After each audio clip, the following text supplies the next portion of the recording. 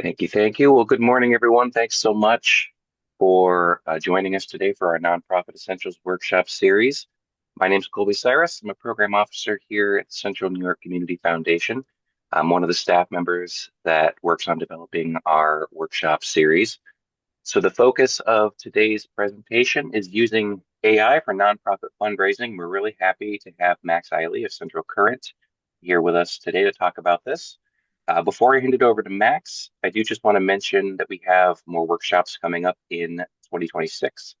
We're actively planning sessions about crisis communications, human resources, and a lot of other really important stuff. So please be on the lookout for those in the near future. Make sure that you're on our mailing list so you don't miss out. Some housekeeping notes before we get going. This session will be recorded and we will be sharing it out afterwards with all of the registrants. And we will also be sharing the slides so you can be on the lookout for those. If you have questions throughout, you can submit those using the chat function.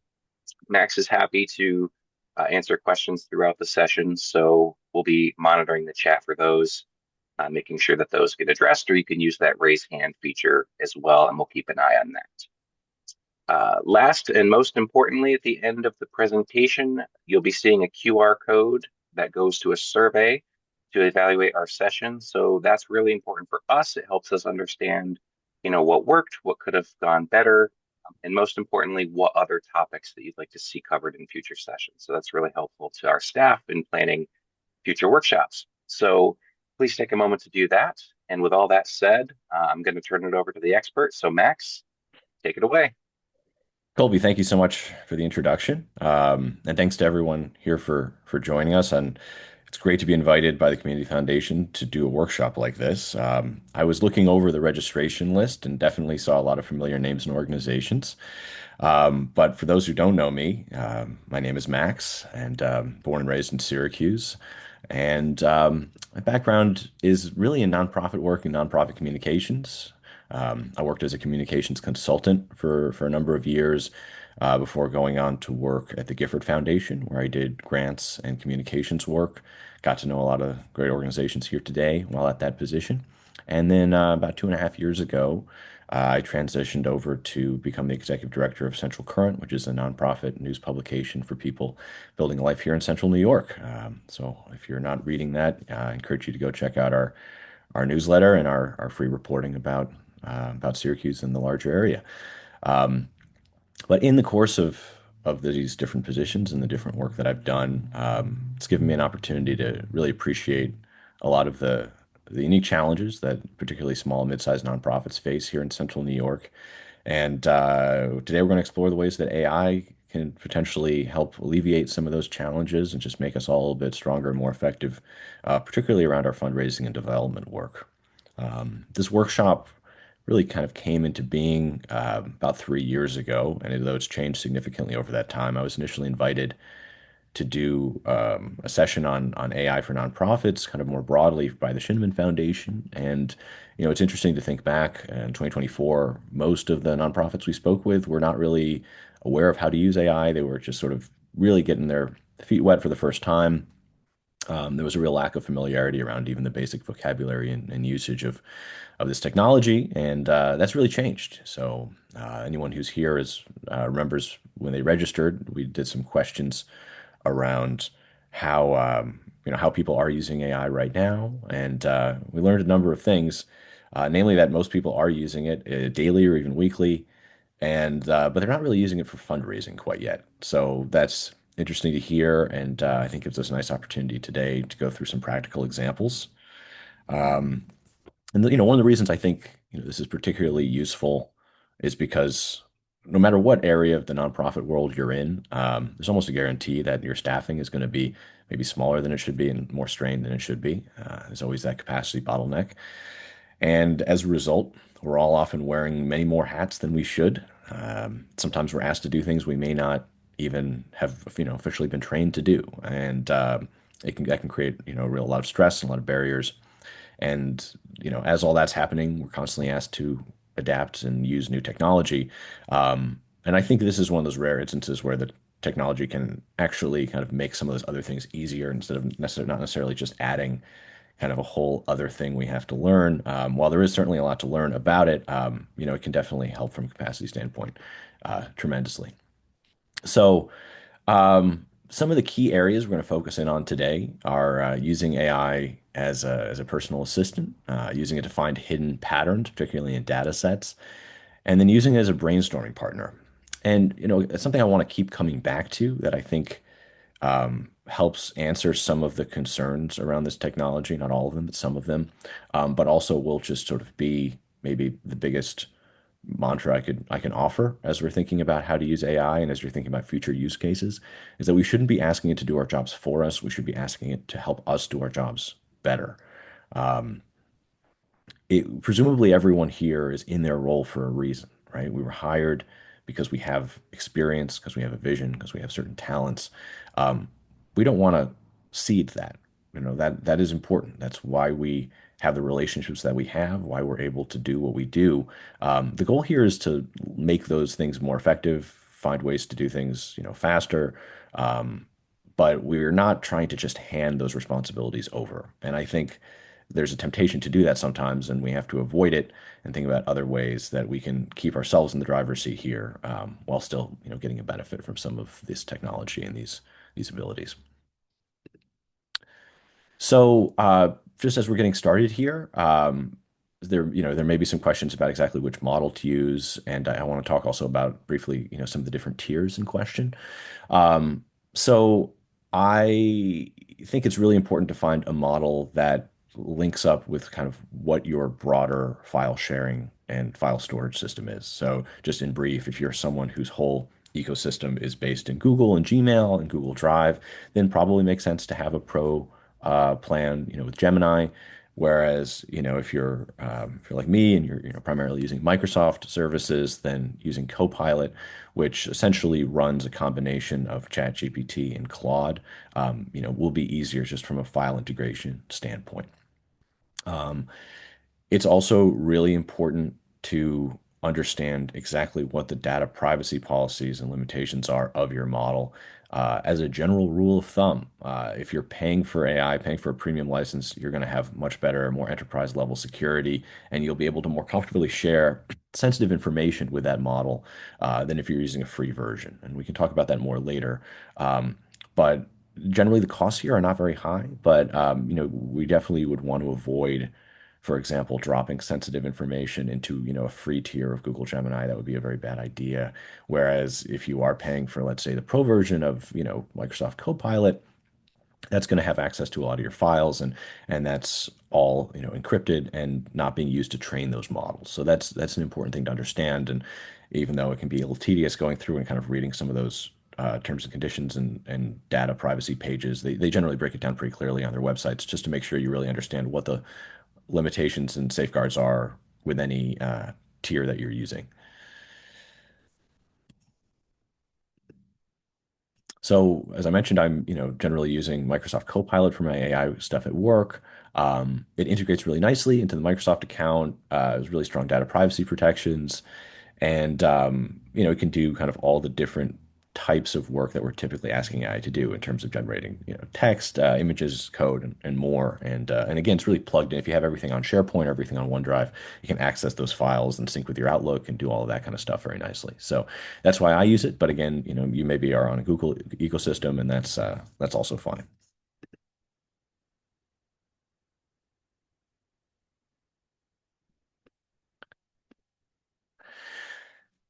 So as we're getting started, I wanted to break things down into sort of three categories just to keep in the back of our minds about kind of where we want to be careful and where we should just feel very comfortable as we're using this technology. So, using AI as a copy editor, really safe, really no downside here. You can use even just a free tier for this. I work in a newsroom where I'm lucky to have an amazing editor working nearby, but I also don't want him to pull time away from overseeing our coverage to have to edit, a grant application and check for spelling errors. So using it in those contexts can be really great. Um, generally strategic planning and brainstorming. Again, you're not asking the AI to make a decision for you. You're just trying to spark some ideas. We're going to talk a lot about this later on in the presentation. Also, for technical questions, you don't always need to call your tech friend these days to ask, how to do something. AI can guide you through a lot of usage cases with software and all kinds of other hardware issues that may come up. Um, and then again, I don't really recommend generating text as much these days with AI. Obviously, if you are doing that, you do always want to have a human, reviewing it. But it's probably not going to get you in trouble, at least from a data standpoint. Um, as you're moving into actually parsing donor data, reviewing financials, or certainly doing any fact checking, that's where you're going to want to be more careful and really make sure you have that, pro tier, where you have an understanding of how that information is being shared or not shared.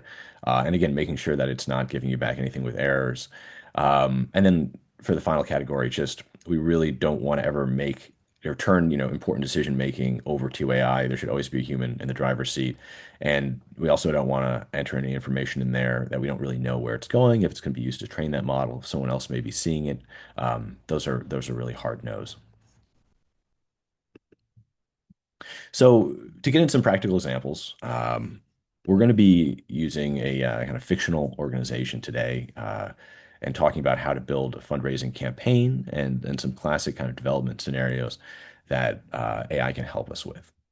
So I'm going to pull up my Copilot model right now. I'm going to close this presentation, and we're going to talk about exactly some ways we can use that.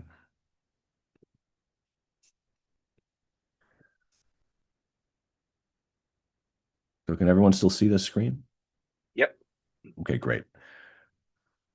So in this case, we're going to pretend that we are the fundraising or development director, let's say, for a organization called Onondaga Youth Horizons. This is a fictional organization here.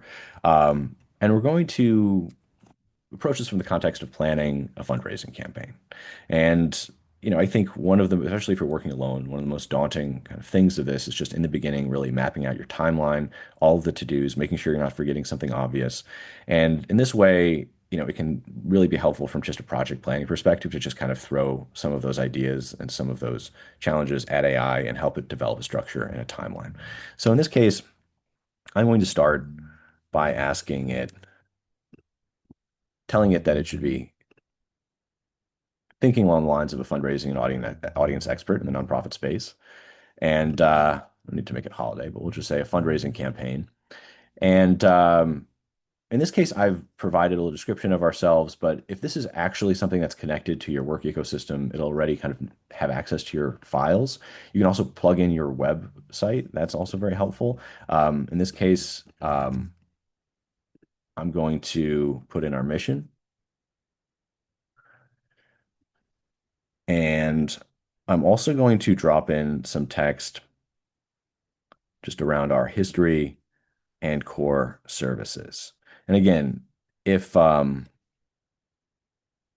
if this, if we were a real organization here, kind of using this, through, let's say, our SharePoint, it would have a lot of this information, but just in the context of this example, I'm kind of feeding it a lot of this stuff that it might otherwise have.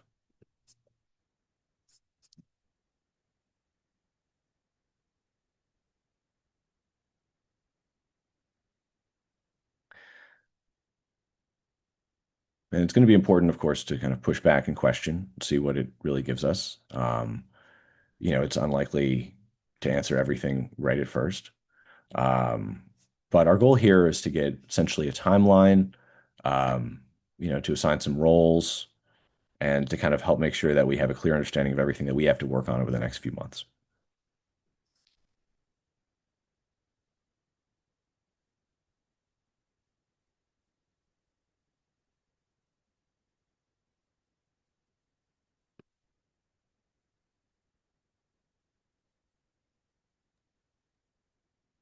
Can everyone see Max's screen?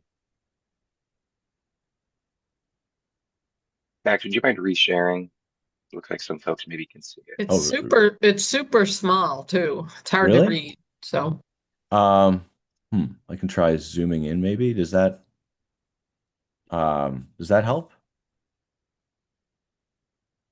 I'm not sure if I can do anything about the size, but I can try. Let me try resharing and see just as we're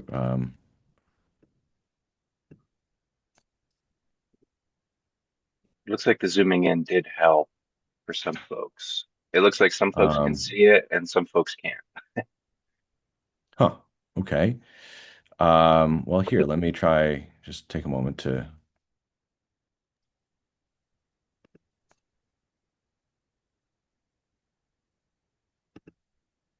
Does that help?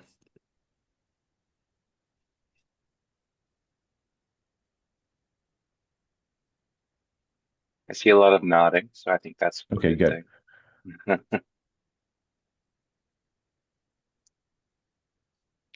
So it's still processing this. Sometimes it will take a while. Um, so what we're going to ultimately try to do here, once it, gives us back our structure, is we're going to, we're not necessarily just trying to copy exactly what it's doing here. The idea is that it's sparking ideas for ourselves. I mean, ultimately, we know this worked the best.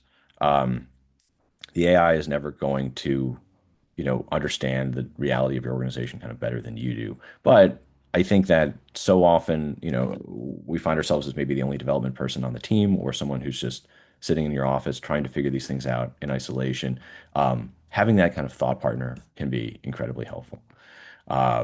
So a lot of times, if I'm trying to think through something, it's not necessarily that I'm going to just copy the idea directly from an AI, but maybe that just sparks a completely separate idea, almost as if you're just having a conversation with a coworker, which is not always possible.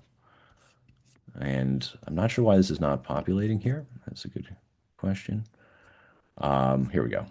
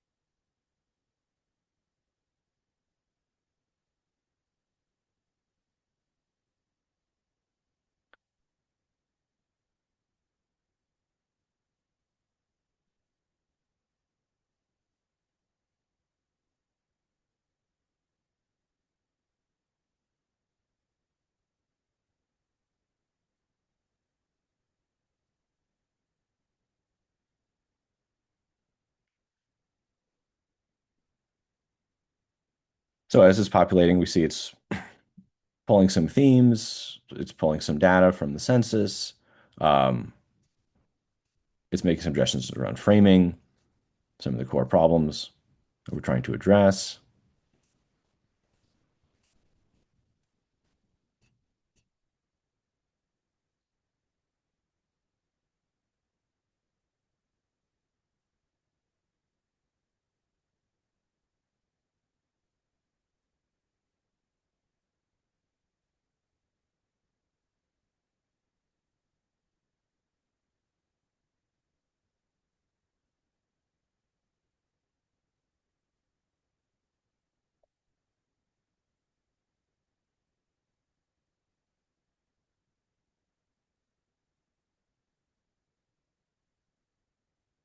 So this is giving me kind of a lot of breakdown of, the profile of some of our donors. And we're going to come back to that a little bit later because I have some data I want to enter into this that'll help, us narrow that down more specifically. What I really wanted to do here is give me a more specific timeline instead of key tasks. So I'm actually going to stop it because it's giving me a lot of generic information I don't really want.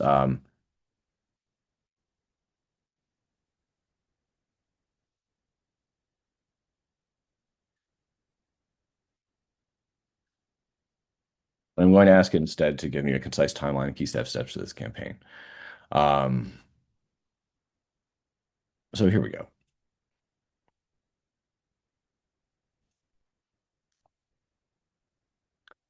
So it's suggesting that, the first 3 weeks, We primarily focus on, segmentation, establishing the goal, creating the materials, um, that we're meeting with our partners and potential sponsors during the next 4 to 6 weeks. And then we really roll out the public launch in week 7. And then we get into, the more active campaigning weeks 8 to 12, with a final push in the last couple weeks of the campaign.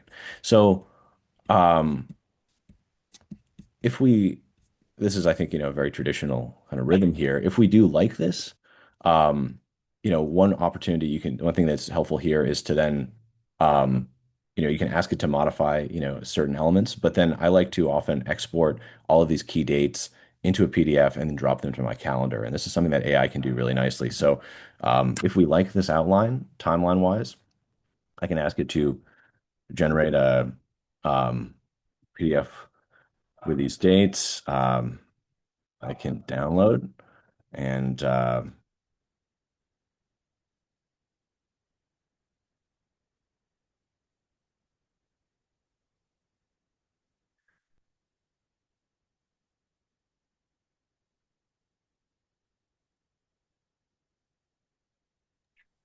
And Max, while you're doing that, I actually have a quick question.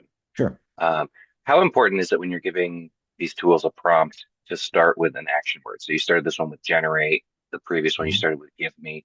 How important is it to use the right vocabulary with these tools? I think that, you have some latitude with the exact verb that you're using, but it is really important to make sure that you are giving it as much context as possible. And later I'm going to actually share some tools with that. There's actually a really cool resource from Claude that helps you generate, like, improve your own prompts. You can actually even ask the engine itself to help, improve your own prompts. But I think that, whether you're using, generate or give me, I think the bigger question is sort of what data is it connected to? So again, making sure that it has, if it has access to all of your files, that you've maybe shared, your website with it, that you've dropped in relevant documents. And we're going to dive into that a little more deeply now. But this is so here, if I were to download this PDF, you can actually then open up, Copilot in Outlook and drop that in and actually ask it to add it to your calendar. This is incredibly useful if you're trying to do just, add a bunch of different things to your work calendar at once. It's a small thing, but it does help make sure that you're not just, forgetting about some of these deadlines and things. Um, so realizing that it does have access to those things is really crucial. Um, as we're kind of getting into the nuts and bolts of some of these appeals, um, it's really useful to use this for understanding some of the patterns in our own data. So, for example, if how many people here are using a CRM of some sort or some type of like spreadsheet to track your donors?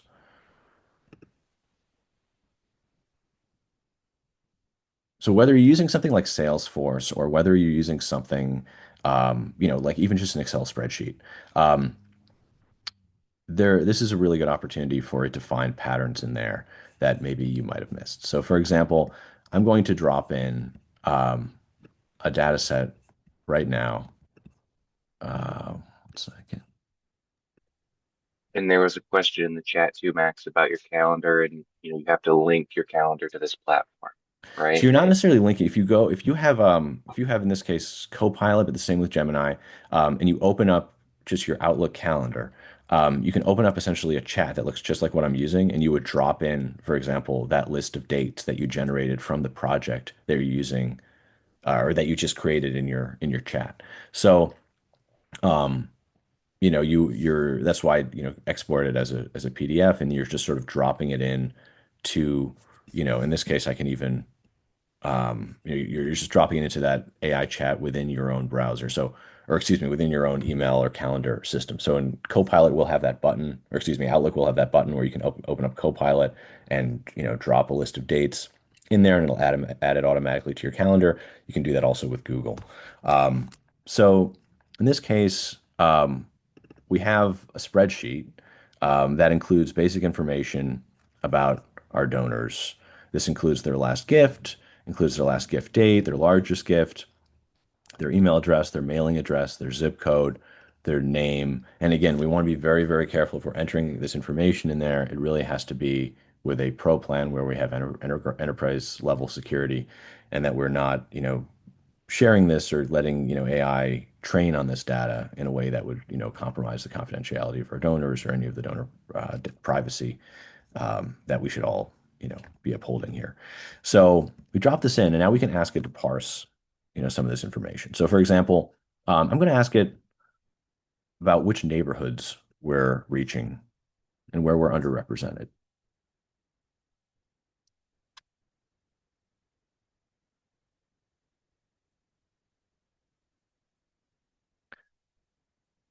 And this can be particularly helpful because, let's say we're thinking of an event.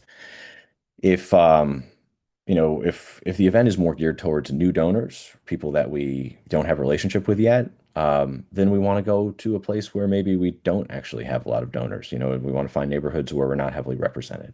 If we're trying to plan an event for our community, for people who already are passionate about our mission or trying to cultivate and engage those relationships, we want to have a deeper sense of kind of which neighborhoods are going to, we're going to have the highest concentration, which locations are going to, resonate with them the most. So really having a sense of the geographic mapping of your donors and your community at large is going to be really important. And anyone who's donating to you will generally be providing a billing address. You can then use those billing addresses. I should also mention if you're worried about privacy here, you don't necessarily have to include names, right? You could just drop in the addresses and say, what patterns do you see? What neighborhoods are represented here? You could just drop in the zip codes. That's completely anonymized. So there's ways to do this if you're a little leery about data sharing or privacy. Um, you can export from your online donation processor or your donor tracker. You can just export those zip codes and see the distribution without having to worry about compromising any security, of your donors. Um, so that's one way that you can, be even a little more conservative with some of this information. Um, but it can be, even surprising sometimes to really see exactly how this information is distributed.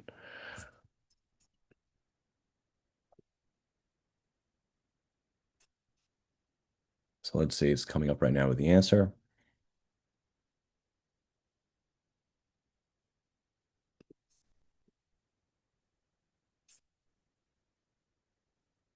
I apologize it's taking so long. When I've done these tests in the past, it's been much faster in responding. So here we go.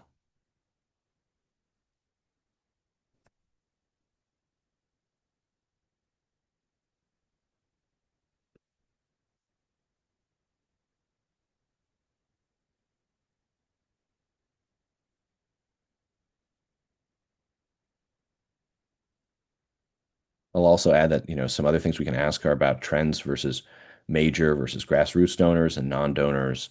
Um, you can also ask it for suggestions around segmenting. So for example, I attended a workshop recently that was talking about the importance of cultivating mid-level donors. So for example, a lot of organizations might have people who are giving, you know, $100 a year or $200 a year, and that is a fantastic and really important community to develop on the grassroots side. And we have our major donors, but there's a lot of value in those sort of 500 or 250, to $1,000 donors. Um, Understanding trends around what those donors want and how you engage with them in the first place. AI can help take an enormous data set with 1,000 different donors and just like break down that specific group and see if they're mostly around a certain neighborhood or if they mostly engaged with you through an event or whatever data you're giving it, it can find those patterns. So in this case, um, it's showing that we have, in this fictional organization, we have a huge cluster of donors around like the university area, um, 13207 zip code, and then also in Fayetteville. So this is helpful for me if I'm thinking about, our campaign that we're building for the, for this fundraiser. Maybe we want to do a smaller major donor event in Fayetteville. Maybe we want to find a location kind of near campus where we can bring some of our existing supporters together, for an event. That's going to be the most helpful geographically. Um, but I see that we have a real lack of representation in Camillus. So this is interesting to me. Like we really are not, reaching people there relative to some of these other areas. If I'm thinking about, having more of a meet and greet, something that's more based on generating new relationships. This is going to help me think about doing that out in Camillus, which may not have even occurred to me, had I not really looked at where our gaps are.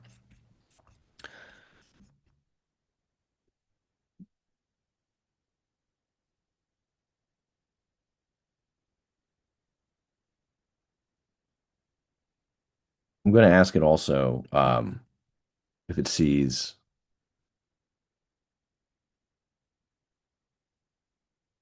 one thing um, any other.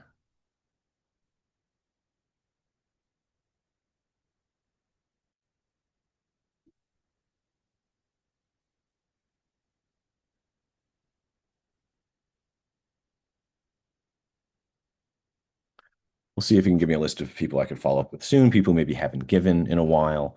One of the questions that came up for people who are registering was around donor cultivation. Making sure that people aren't falling through the cracks is always a challenge of any development officer, especially, when you're dealing with a larger community of donors. So being able to drop in data like, last gift date or giving history and then have it tell you, who needs a follow-up, who hasn't given in a while. Um, that can be an incredibly helpful usage case.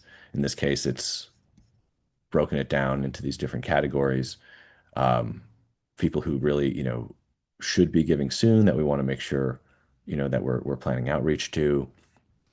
Um, and it breaks them down to, levels of urgency and kind of how far off their next projected gift would be.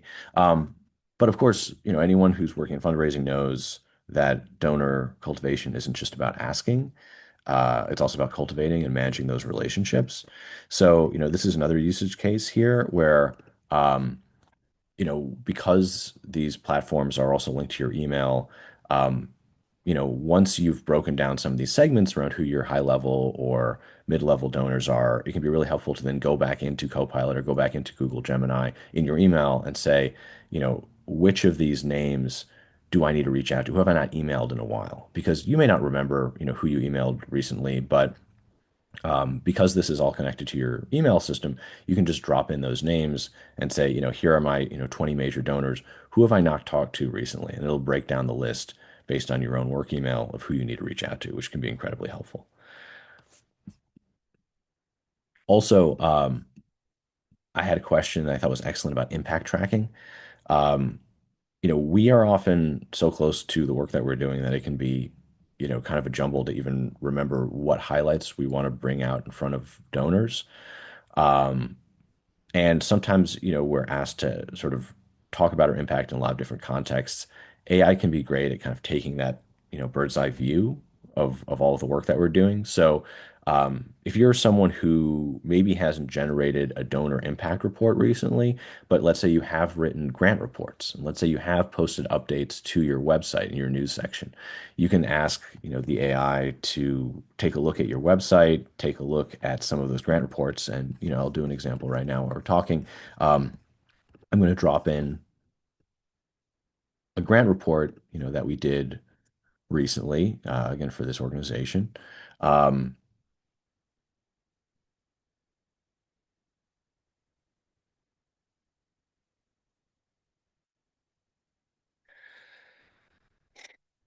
and we'll see what it comes up with. But I think one of the, when we're talking about being more efficient with our time, we want to make sure that we're not doing the same task over and over again. So if you've just spent a lot of time talking through, some of the biggest projects you've been working on with your organization to a funder, let's say a grant maker, and you've written up the results of those projects, you've collected the data, you've submitted them in a grant report, and then the next week you're going to be sitting down with some major donors. We shouldn't be starting from scratch, right? We can use that information we gathered from the grant report, combine it with, some of our other data, um, to create a short, cheat sheet essentially that again is going to kind of jog your memory about all the things that you want to be emphasizing. So here it's pulling key statistics from those grant reports. These are things I might jot down ahead of a major donor meeting. It's um, it's pulling some of the challenges as well. So if we're asking for support around a certain area, it's calling those out. Um, And again, if this is something that is especially, the pro tier or something that's really embedded into your SharePoint. Um, it's going to be, pulling data from really all of your files and all of your emails. Um, so that's, a really nice way to make sure you're not forgetting something important. I mean, I can tell you with, Central Current specifically, we have, news articles coming out every day. Multiple reporters who are talking about tons of different issues in the course of their work. It's easy to let something, it's easy to forget about one story or some impactful story that might be really relevant in a certain conversation with a major donor. So, for example, we had one of our reporters on our podcast recently, and I wanted to talk about some of the work that she'd done on county government. Um, I read every story she writes. I was familiar with her reporting, of course, but I still asked AI to go through and look at some of the, at sort of create its own summary of the articles she'd written this year on that subject, and it just helped frame it a little differently. It helped me make sure that I wasn't overlooking something important, and it did remind me of a couple of her more impactful stories that, I hadn't read in a few months. That I was then able to ask her about on the show, and that's something that translates very clearly, to a major donor conversation. There's going to be things that your organization has done, a few months ago that, you may not think of in that moment, and it can be really helpful in making sure you remember them.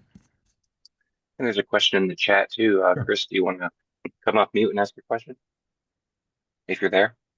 Yeah, Yeah. sure. Hi. Enjoying the presentation, Max. Thank you. So my question is, I saw that you confidently put in a spreadsheet with donor names and everything else into the chat, and you said it's a pro platform, so that keeps it secure. What gives you confidence that the platform will keep its promise to keep that information secure? Yeah, it's a good question. I mean, there's a certain amount of leap of faith and trust that we're doing here with any technology company that's storing our data. So, in some sense, if you're paying for cloud storage through Google or Microsoft, you're giving them that information already. There's this new question with AI about, whether it's training on your data, right? And sometimes it will, right? This is why, for example, having a free tier can be incredibly dangerous because, all of a sudden your donor data might show up in someone else's search. That is one of the primary, issues that can come with entering any sensitive information into this. But there's, if we're going to work with an organization or a company like Microsoft to sort of process our files and store our data, we sort of have to trust that they have good security and are going to keep their word. I mean, the alternative would essentially be, I think, to kind of, I don't know, you wouldn't really be able to use any cloud storage, I guess, if you're not willing to share that trust. I do think it's important to monitor it. I mean, we all know that these companies change their terms and conditions, their policies. But essentially, if you're already using them, like most organizations do, to store your data on their cloud, you've essentially ceded some level of control. Um, and they are making the claim very clearly that these pro AI tiers are encrypting your data and not using it to train. So I think it's something that if you kind of have to trust them on if you're going to partner with that platform and have them use your data. I will say if you do keep your data separate, if you're not, let's say, using, one of these services to store your data already, um, and you're really just kind of manually sharing some of your donor information, with an AI platform outside of an ecosystem like Microsoft, there are ways to still get these answers and anonymize them. So, for example, I had that spreadsheet earlier that had, the names and emails and addresses of donors and other data about their giving. If I wanted to, I could just copy the zip code column and drop that in. And then even if somehow that were leaked, it's just a list of zip codes. Nobody knows necessarily what it is. But I do think that some of these are it's a level of trust that we're sort of forced into anytime that we're asking a company like Microsoft to sort of manage all of our files. And I see very much this technology as an extension of that. But it's a good question. There's another question in there too. Yeah. Terry, go ahead. I'm not sure if she's there, but she was Hello. asking. Oh yeah, Yeah. go ahead, Terry. Hi. Sorry. Hi, Max. Hey, Terry. So, when you mentioned about connecting it with your, putting your website link so it can search in your website Yeah. for tracking impact specifically. And can you do that with social media instead of your website? Because that may have more up-to-date, quick information that we're sharing, and it's a resource that I use a lot to when I'm searching for this kind of information. Um, Yeah. That's a fantastic question, and yes, you can. It will be able to scrape that information from the web, so you can definitely ask it for your website or your social media. And I think this is useful, for a few reasons. I mean, one is sometimes we're so close to our organizations that we have our own idea of the way that they present to the community and the tone and the identity that they have. But mhm, sometimes that vision that we have in our heads isn't always reflected on our digital marketing platforms, right? So like something that I've, done in the past is I'll drop a link to our website or to our social media, and I'll ask it to describe our organization to me. And I'll see if that description actually matches my own description of what we do. mhm, And, if it does, great. But if it doesn't, then I have to ask myself, well, why is that, right? Like, is there, maybe I see us as, having a certain tone, but it's reading it very differently. Or I see a certain service as being a really key part of our identity, but that's not showing up in the summary. Maybe that means I need to think about how our website's structured or the kind of language we're using, because that information may be, hidden to sort of the casual viewer, but it may be taking up a lot of space in my own head. Um, and there is often, I think, a mismatch between our communication resources and our own understanding of our work. And that's something that AI can help identify and help us kind of close the gap there a little bit. Yeah, thank you. Um, I was also wondering, in searching for content online that may have been published where your organization is mentioned, something that normally one might search using Google. Is Google a better tool, or is this more effective at finding things like that? could you give me an example of the type of information you're thinking of? Well, it may have been a news article that maybe wasn't published in this region. It could have been a news outlet outside of Syracuse or outside of New York. We have found in some instances where the organization is mentioned, or a specific project that we did is mentioned, and to my surprise, it's coming up in an article in San Francisco Chronicle Hmm. about that particular theme, not necessarily about us, but we are mentioned in the article. Okay. And also in terms of more like research papers that may mention the work that we do. In those cases, I actually prefer a traditional Google search most of Okay. the time, especially because, and not to get too into the weeds, but you can do like sort of what they call like Boolean searches, where you're typing in, if you put, for example, your own organization name in quotes, you Mhm. can pull exclusively results that include specifically your organization name, no matter, what site or where it's referenced. And that can be a really useful way, to see where you might have been referenced. Um, Mhm. and there's searches like that you can do more precisely with Google, where it's less likely to hallucinate. You're able to see exactly what the source website looks like. It's not to say you can't do both, but I'm still definitely a fan of the old school Google search. I wouldn't, Mhm. cede that ground over to AI quite yet, or at least not. I think they have, apples and oranges in a way, but it's a great question. Thank you. Um, I wanted to, also just give, as we're talking about data parsing, I wanted to give an example of survey data, and kind of, and this is, I think, another really huge thing. We all send out surveys, hopefully, after our events, or just even to our audience. We do a big audience survey every year. Can everyone see my screen, by the way, with the spreadsheet?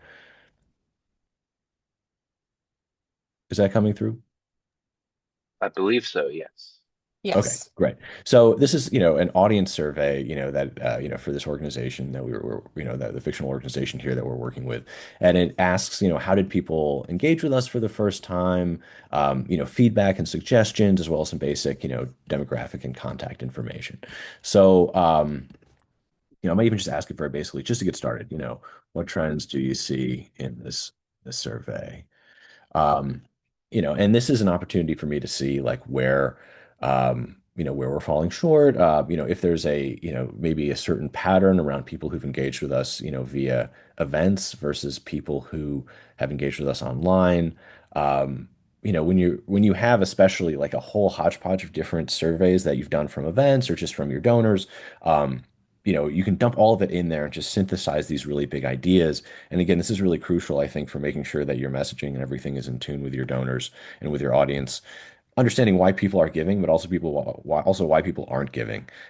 So going through and taking the last year of survey data, for example, dropping it um, into your Copilot or Gemini LLM, and then, from there, having it, give you suggestions that maybe inform the structure of your next event is incredibly helpful.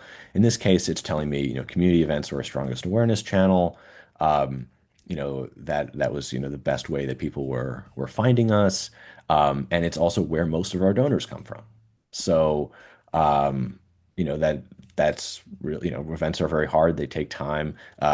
If we're learning something like that, it's incredibly valuable in justifying why we should invest in more events. Why we should continue to use that as a strategy for outreach. Um, and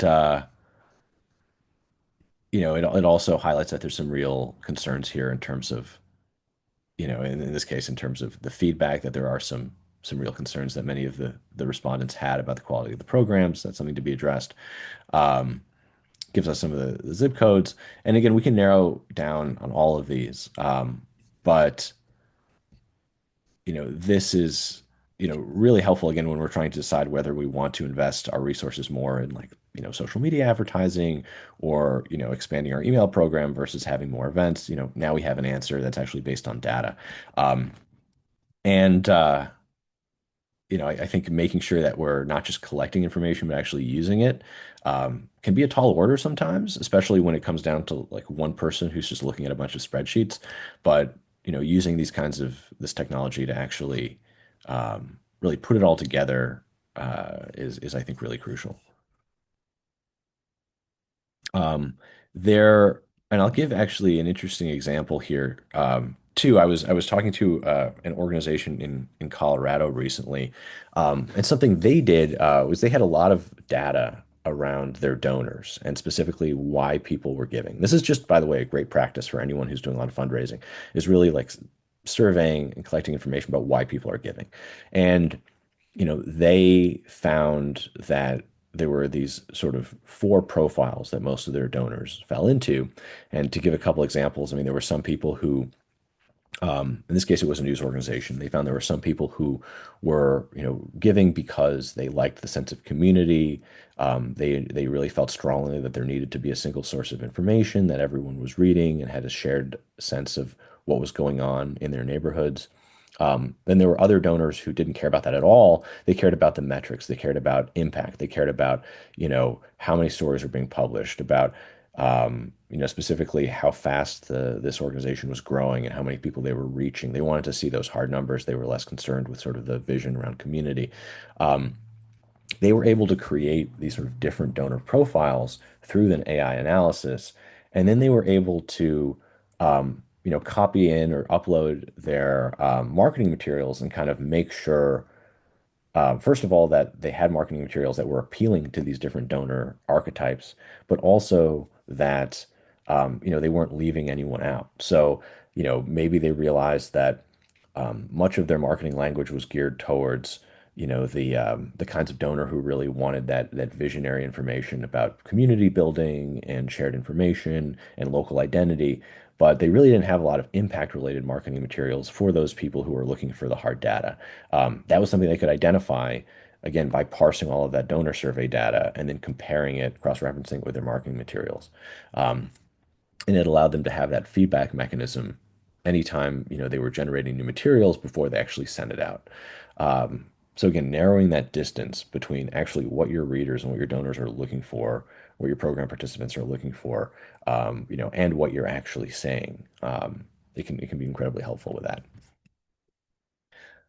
Um, Another thing that I just want to mention that is simple, but maybe one of the most useful things that I've been using AI for recently in my development work is just as a note taker and something, as a tool for creating summaries. So, for example, um, I had questions, before this workshop about donor stewardship. Very hard to cultivate a relationship with a donor and steward that relationship if you're not able to remember the key facts about who they are and why they actually are interested in your organization or just about their life in general. So, we've all probably had this experience as development people where we, go out to coffee with someone who's interested in an organization. Maybe they're already a donor, and you have a great conversation, and they tell you about what their kids are up to, and they tell you about, the thing that impressed them the most about what you've been doing, and they share some ideas about what they'd like to see, happen in the future. And they tell you an interesting story about something they did last week, and you talk for an hour, and then you leave, and by the next week you've forgotten like half of that information, and by the next 2 months later you've forgotten three-quarters of it. So what I do now is I'll just immediately after leaving that meeting, I will open up my AI chat and I will hit the microphone icon and I will just tell it every single thing I can possibly remember about that interaction. I will give it names and suggestions and stories and ideas and just every single thing that we talked about. I will give it as just completely in an out of order, but just I'll just kind of word vomit everything I can remember from that donor interaction into it and ask for a summary. And then it gives me that summary very cleanly, and I can then copy that into our Salesforce or into our spreadsheet where we're tracking that information. And that means a few months later, when I send that person an email or when I sit down with them to pitch them on a gift, I actually have that information right in front of me. I'm not relying on, either just my memory or even, the hand, like the 3 or 4 bullet points that I might have written down if I were doing it manually. I actually have a really robust summary. This happened recently where I was at a conference last week and I met with a fundraising professional down there who was giving me feedback on some of our outreach and our major donor program. Gave me a ton of great suggestions in a half-hour meeting. Immediately went into the hallway, pulled up Microsoft Copilot, and just repeated everything that I remembered, everything that this person had told me into that chat, and it gave me an incredible breakdown, basically report of what the feedback had been, and that's going to be our roadmap for improving a lot of our development programs moving forward. So just as a really simple thing, that note taking and that summary, the ability to summarize meetings, and then dropping that information back into whatever software you're using to manage your donor information is a really important workflow that I would not overlook. Um, I had so that I had a question about donor stewardship, so that's a really big one. And again, I would bring it back to for like impact tracking. If you are going to check in with someone who is a donor, um, not just having the basic information around what information they might be looking for based on some of those donor surveys, but also making sure that you've taken the time, to summarize some of your grant reports, to summarize some of the, updates that you might have created for social media or on your website, knowing what information to share with them, when you're sending them an email or when you're meeting with them. Um, Very helpful for that. I had questions too about just making sure that AI doesn't damage or reduce relationships. Um, I think, I would, for that question, I would come back to this point about making sure that it's helping us be the messenger rather than turning the messaging over to AI specifically. Um, I actually do not recommend that you use AI to write your marketing materials. I think that was an early thing that a lot of organizations were doing, but candidly, it opens a whole can of worms and raises a lot of issues for a nonprofit who's having AI actually write all their marketing materials. I mean, first of all, um, people can often tell when it's not an authentic voice. Presumably you've been writing those marketing materials in the past. Now all of a sudden they have a different tone. Um, And also, it's becoming, I think, more and more commonplace, and I believe strongly in this, that if you are using AI to write your messaging, it's something that should be disclosed. So while I don't think there's an ethical issue for using AI to, summarize a meeting, I don't think that has to be disclosed. If you're sending out, messages or emails to donors and you're writing all of that content with I do think that that's something that you should really, transparency is important, and people may be very upset if they find out that they haven't really been talking to you. They've been talking to, Microsoft Copilot. I think there's some real ethical questions there. Um, so, again, presumably you have the credentials and you are doing this development work for a reason. We don't want to lose sight of that. You are going to know your organization better than AI will. You should be using it to make you better, but we don't want to just be having it kind of write for us. Should be making suggestions to make us better messengers, not taking away that job. And I think that's how you don't really damage your reputation, because if you're sending out things that sound canned, that are maybe even hallucinating, giving information that's misleading or not really authentic to who you are, people are going to pick up on that. Um, and on that note, I talked earlier about some of the differences I've seen in the AI field and just around nonprofits specifically over the last few years since I started doing this work. Um, there was a lot of optimism and excitement in 2023, 2024 around AI. Now there's a lot of anger. People are very conscious of the environmental cost of a lot of data centers. There's been a lot more skepticism about the ethics and structure of a lot of technology companies. And there's been a real anxiety about the kinds of jobs that may be lost and the kinds of talents that are being outsourced to these models.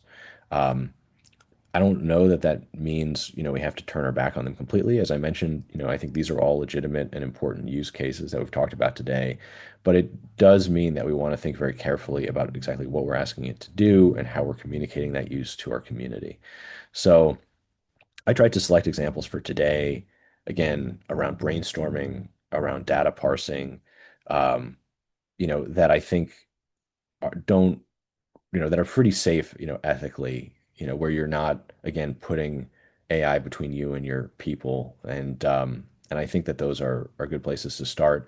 But, I might have been more open to the idea of, AI writing materials in the past. I'm definitely not someone who's going to encourage that now.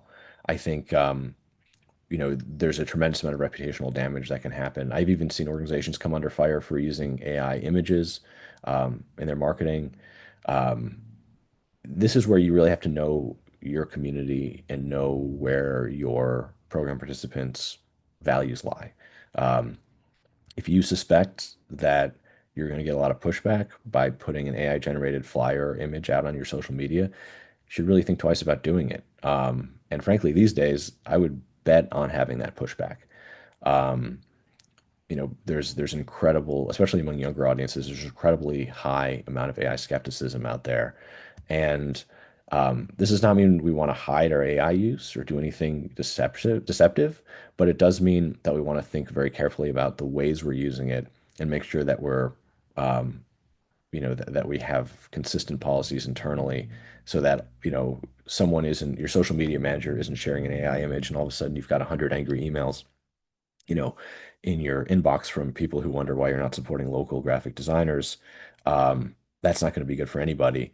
So, have those conversations and those policies set out internally, so you don't suddenly kind of find yourself in that position. Um, I was also asked about, ethical standards, and this is, we've been talking about this already, but again, I think having clear policies internally, being transparent with your staff and with your audience, um, is really crucial here. And again, making sure that, when you are dealing with any sensitive information, that you're doing so under a plan that really protects it. Um, are there are there other questions before I move on? I don't see anything in the chat, but if Okay. anybody has anything, feel free to come off mute or use the raise hand feature and we can call on you. Yeah, okay. I'm going to switch back just briefly to see we're coming up on the hour. I want to switch back briefly to presentation. Um, a couple of resources that you'll have when you receive this, this PowerPoint, this Claude prompt wizard. This is developed by Anthropic, and essentially, Colby had a great question about prompt generation. This is going to ask you a series of questions about what you want the AI to do, and after you answer those questions, it will give you a prompt that is very specific and very well crafted that you can then put into your Gemini, your Copilot, or your Claude, or whatever AI engine you're using. So if you're especially asking it for something, sophisticated or very precise, the details of that prompt really matters. So that is a free resource. It's very useful. And then I also just linked to the Microsoft Copilot data privacy page. It's pretty plain to read. The language is very clear. But again, you're going to want to read through that to make sure you have a clear understanding so you can answer to your board or to your executive director or whoever you're talking to about this when they ask you, how you're using these tools to manage some of your donor relationships. Um, and I also would just, mention that these things are constantly changing. God knows it's changed a lot in the last few years, since I've, started using it more actively. So it's just making sure that, you're constantly, you know, double checking everything, reading news about it, and making sure that you're not, working off of outdated assumptions about how these models work is, I think, really, really crucial. Um, I we have a little bit more time if anyone has some questions or would like me to go back to address anything. Colby mentioned we have a survey here, so if that's something that anyone it's a moment to complete, we'd really appreciate that. If you have follow-up questions, definitely don't hesitate to email me. I'd love to hear from you. Um, but as you're kind of thinking about the highlights from this, I would just remind everyone that AI is going to be in many ways only as good as the information that you put into it. Um, Sometimes, if it's already accessing all of your files, through, an enterprise level plan, you don't have to work too hard about that, but it should be a call to action for kind of what data you're collecting from your audience. This is a good, you know, motivation to do that donor survey that you've been planning, to organize your donor data in a way that you can really synthesize some really good patterns and conclusions from it. Again through one of these analyses that we just did. And also that you're using it to kind of capture much better notes around all the interactions you're having, with fundraising coaches, with donors, so that you're never, so that you're able to build those internal profiles of all of your supporters and not, kind of let that information just kind of disappear. Um, so those are some of the main ways that I've been using it, that I've been finding is very helpful. Um, and certainly the fact that it lives within, in my case using SharePoint, using Microsoft, the fact that it lives within the email software, that lives within our SharePoint, within all Microsoft Word, all these programs, and it's just sort of right there, allows us to take these steps all the more easily. So I hope that's helpful. Again, I'm happy to hang around for a little bit longer if anyone has questions, but thank you again so much for joining, and thanks to the Community Foundation for hosting. Yeah, and thank you, Max. A couple notes. It looks like some folks are having trouble with the QR code. If you are having an issue with that, we will send you an actual link to the survey and the follow-up materials. So don't worry about it if the QR code doesn't work. But if it does, that's great. There was a question there as well about how you'll get the recording. That will also be sent around in the follow-up materials that will be coming out in a few days. So you'll be getting that so you can share with your colleagues. And there are a couple more AI focused questions. So I'm just going to shoot those off for you, Max. One of them was, how would you use this for fundraising at an organization that's just starting to develop a fundraising plan and doesn't yet have a donor database to work with? Well, it would be, I mean, let me think about that for a second. So, brand new organization, no donor database. I mean, I think that certainly in terms of the brainstorming outreach strategies, that what we did in the very beginning, we're just asking it for ideas about how to structure a campaign. That can get you started with making sure that you're not overlooking a really important opportunity. Whether that's partnering with another organization or hosting a certain type of event or launching a clear, social media appeal. It can really help you think through all of those options and prioritize kind of which ones you have the capacity to do. I would say it can also help you with the actual planning side of it. So again, establishing a reasonable timeline and then making sure that all of those goals and objectives are actually, integrated into your work calendar so you're not losing sight of them, that it's helping you, you can describe what your team looks like and have it make suggestions about, who's going to be in charge of what. Um, and, you can then, create that sort of shared document and plan, to share with everyone. Um, I'll also use it for prospect generation. This is another thing I want to mention. So, um, you know, there's so many different organizations and so many different opportunities. Um, they can be overwhelming sometimes. Just try to think, off the top of your head about which one might be best for a certain situation. But if you're thinking about, your first marketing campaign, um, you know, partnering with other organizations or, finding a sponsor who can help, bring you in front of new communities is crucial. And it can actually help. AI is great at helping develop a list of other organizations that may be relevant to what you're doing in your area or sponsor prospects. So because it can scrape the internet for examples of other businesses, let's say that have sponsored similar events or similar organizations, if you're looking for different corporate sponsors for your sort of first welcome event that you're hoping, to launch, it'll find all of that information for you based on your region through social media posts, through other websites. And, there's been a number of times where I'm just scratching my head thinking about, who could I reach out to, who might be a good candidate to sponsor this event or just to sponsor our newsroom. And, I'll ask AI and it might generate, five ideas. Maybe I don't like any of those ideas, but just by reading those ideas, it's given me another thought. I think, oh, I should call so and so. So having it, think through potential prospects as far as organizational partners and sponsors is really crucial. And then also, again, establishing the actual structure, timeline, and workflow for your outreach campaign, can be really, really good initial use.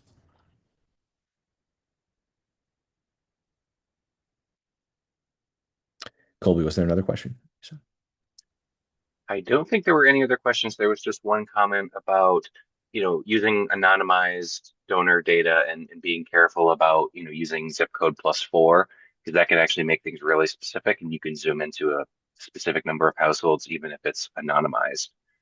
Um, Yeah, I mean, this is the thing where we have to sort of decide, if you're, you may not even, it is kind of a moot point in some sense what information you're dragging into it because if you're if you're someone who uses Microsoft for your file storage and you pay for a Copilot, premium tier, for their AI, it is already accessing, all of your files.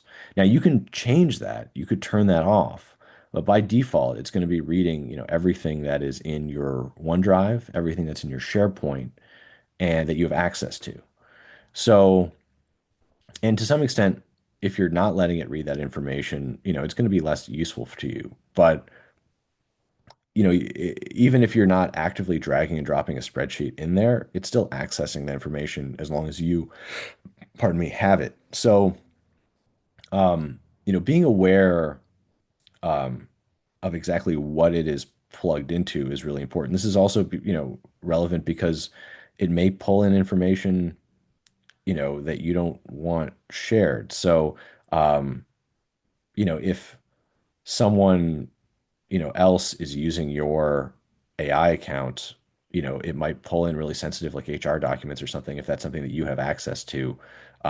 You want to be very careful about understanding which files and folders it has access to and which it doesn't.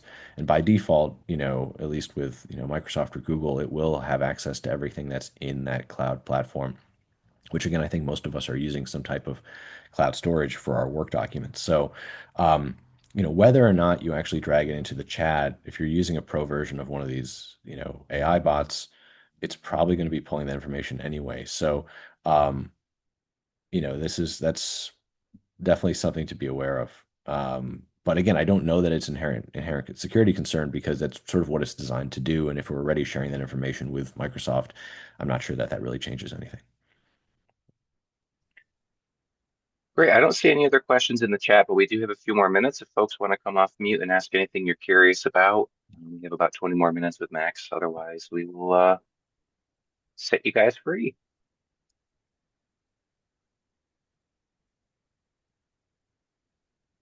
All right. Well, I don't see or hear anything else, but Max's contact information is on this slide, and you'll be getting this in the next couple of days. So, if you have specific questions that you'd rather ask him about one-on-one, definitely feel free to reach out. I just volunteered you, Max. So, Absolutely. all right. Well, ladies and gentlemen, thank you so much for attending. And you'll be getting materials in a couple of days, but feel free to reach back out if you need anything else in the meantime. Thank you all for coming. Yeah. Thank you very much. Thank you all. Bye-bye.